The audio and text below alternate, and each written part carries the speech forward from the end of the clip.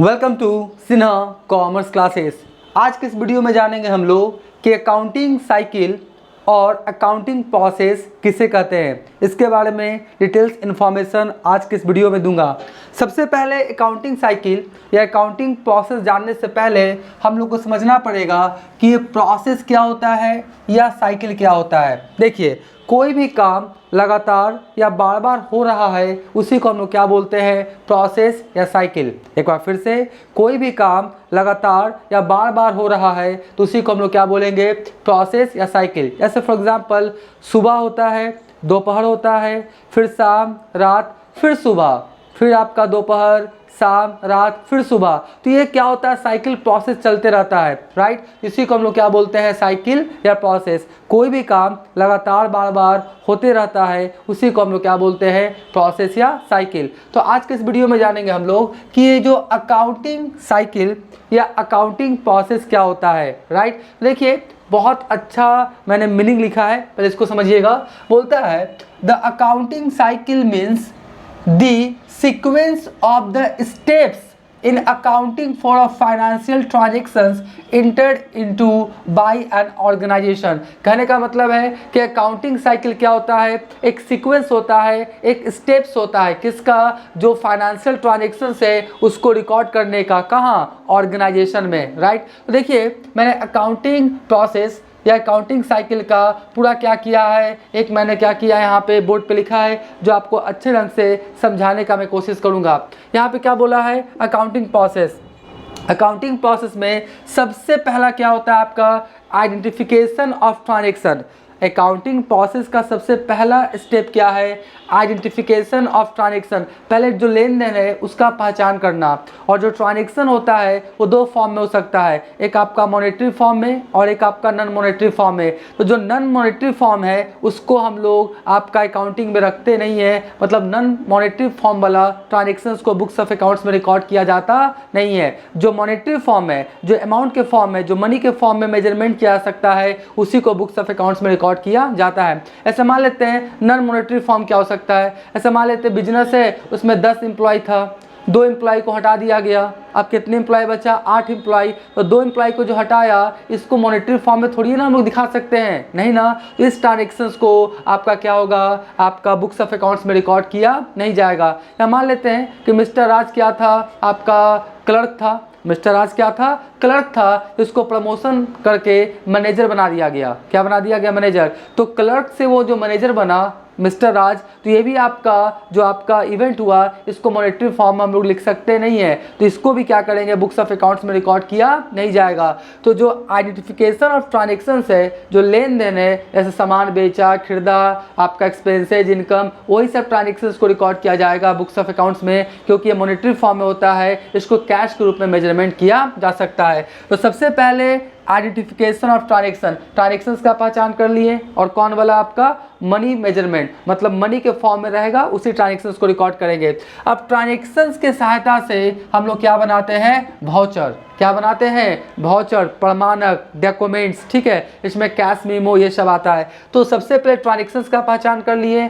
Transactions का पहचान करने के बाद हम लोग क्या बनाते हैं, आपका वाउचर, ठीक है जी। वाउचर बनाने के बाद एक तरह का डॉक्यूमेंट्स और पेपर होता है। वाउचर बनाने के बाद अब वाउचर की सहायता से हम लोग क्या करेंगे, जर्नल। क्या बनाएंगे, journal, recording in the books accounts of journal. ये जो वाउचर बना लिए ना, वाउचर बना लिए ट्रांजेक्शन्स का, अब क्या करेंगे, जो वाउचर है उसके सहायता से हम लोग क्या बनाएंगे, जर्नल। मैं थोड़ा सा बता देना चाहता हूँ जर्नल क्या होता है।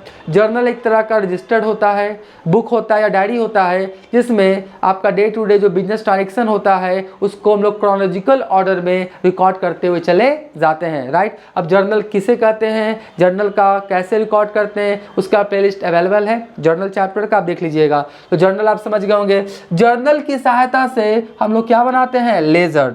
जर्नल की सहायता से क्या बनाते हैं, लेजर। और लेजर में 3-4 काम करना होता है। पहला पोस्टिंग, उसके बाद टोटलिंग, फिर बैलेंसिंग। तो पोस्टिंग, टोटलिंग, बैलेंसिंग ये सब काम किस में होता है, आपका लेजर में। जर्नल के बाद किस में होता है, आपका लेजर में। लेजर क्या होता है वो भी मैं बता देना चाहूँगा। लेजर भी एक तरह का बुक रजिस्टर होता है जिसमें डिफरेंट टाइप्स ऑफ अकाउंट्स को मेंटेन किया जाता है। लेजर भी क्या है, एक बुक और रजिस्टर होता है जिसमें डिफरेंट टाइप्स ऑफ अकाउंट्स को सेपरेटली मेंटेन किया जाता है। और एक बात सुन लीजिए, जर्नल है ना, जर्नल, तो आपका अगर छोटा बिजनेस है, अगर आपका छोटा बिजनेस है तो वहाँ पे जर्नल से हम लोग काम चला लेते हैं। क्यों? क्योंकि नंबर ऑफ ट्रांजेक्शन्स क्या होगा, कम होगा।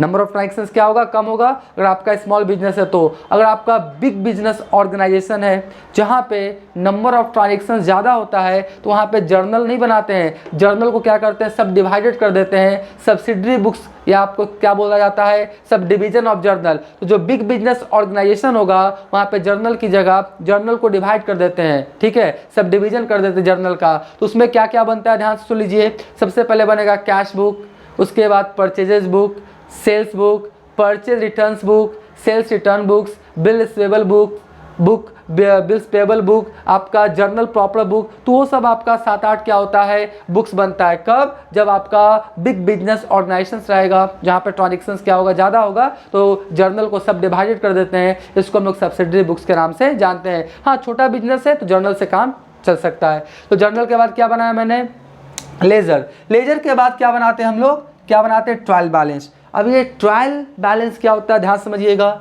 जर्नल से लेजर तक, जर्नल से लेजर तक जो भी मैंने जर्नल किया, आपका पोस्टिंग किया, टोटलिंग किया, बैलेंसिंग किया, तो वो सही किया या गलत, अर्थमेटिकल इक्वालिटी, मतलब अंकगणितीय शुद्धता को जानने के लिए हम लोग एक स्टेटमेंट बनाते हैं। उसी स्टेटमेंट को क्या बोलते हैं, ट्रायल बैलेंस। क्या बोलते हैं, ट्रायल बैलेंस। यानी जो आपका लेजर का जो बैलेंसेस आएगा उसका ट्रायल कर लेंगे और देखेंगे वो जो बैलेंसेस आया वो सही है या नहीं। तो हम लोग क्या बनाते हैं, आपका ट्रायल बैलेंस। तो ट्रायल बैलेंस एक स्टेटमेंट होता है जो ये बताता है कि जो भी आपने जर्नल से लेजर तक जितना भी काम किया वो आपका अर्थमेटिकल पॉइंट ऑफ व्यू से सही है या गलत। तो उसके बाद क्या बना लिया मैंने, trial balance.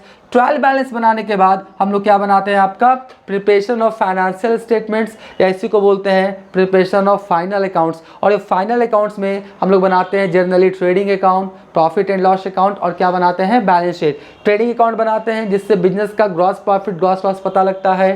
Profit and loss account बनाते हैं जिससे बिजनेस का नेट प्रॉफिट या नेट लॉस पता लगता है। और बैलेंस शीट बना के बिजनेस का फाइनेंशियल पोजीशंस जैसे assets, loan, liabilities, capital particular date में कितना, एक निश्चित तारीख को आसानी से पता चल जाता है। तो प्रिपरेशन ऑफ फाइनेंशियल स्टेटमेंट्स बनाते हैं, इसमें हम लोग trading account, profit and loss account और बैलेंस शीट बनाते हैं। तो बिजनेस का प्रॉफिट लॉस पता लग गया। अब प्रॉफिट लॉस के बाद भी कुछ काम करना रहता है जिसको हम लोग क्या बोलते हैं, एनालाइजिंग एंड कम्युनिकेटिंग।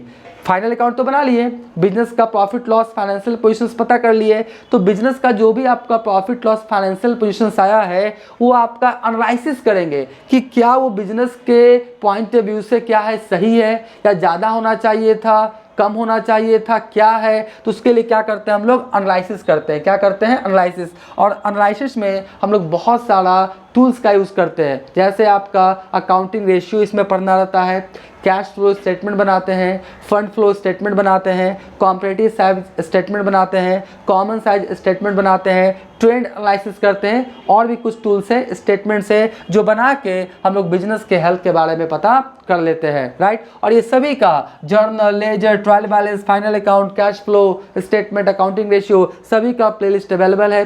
सारा क्वेश्चंस मैंने सॉल्व कर दिया है। Doctor S K. सिंह का जो बुक है आपका SBPD पब्लिकेशन, उससे आप अगर 11th 12th बीकॉम को स्टूडेंट्स हैं तो प्लेलिस्ट मिला क्या करेंगे, चेक कर लेंगे।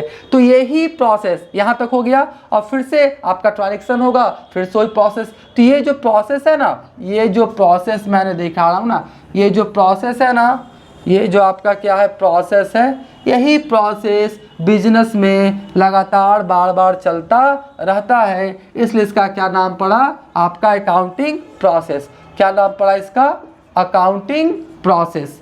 अकाउंटिंग प्रोसेस बोल दीजिए, चाहे इसको आप क्या बोलिए, अकाउंटिंग साइकिल। तो इसी को हम लोग क्या बोलते हैं, अकाउंटिंग प्रोसेस या अकाउंटिंग साइकिल, क्योंकि यही आपका जो प्रोसेस से क्रम है वो आपका बिजनेस ऑर्गेनाइजेशंस में लगातार बार बार चलते रहता है। तो आई होप आप समझ गए होंगे कि अकाउंटिंग प्रोसेस या अकाउंटिंग साइकिल किससे कहते हैं। लेकिन अभी तक मेरा वीडियो आप देखे हैं, वीडियो को लाइक कर दीजिएगा, चैनल को सब्सक्राइब नहीं किए तो चैनल को सब्सक्राइब करके हमारा हौसला बढ़ाइएगा, बेल आइकन हिट कर कॉल कर दीजिएगा। इससे क्या होगा, कोई भी वीडियोस मैं अपलोड करूंगा तो उसका सबसे पहले नोटिफिकेशन आपको मिल जाएगा। पहले आप क्या करें, इसका स्क्रीनशॉट ले लें।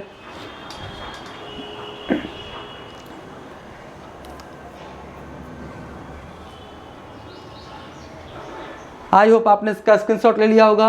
अब नेक्स्ट वाले वीडियोज़ में और भी मैं आपको कॉमर्स स्ट्रीम से रिलेटेड इंपॉर्टेंट वीडियोज़ बनाता हुआ चला जाऊँगा। तो आज का ये वीडियो एंड करता हूँ। Thank you.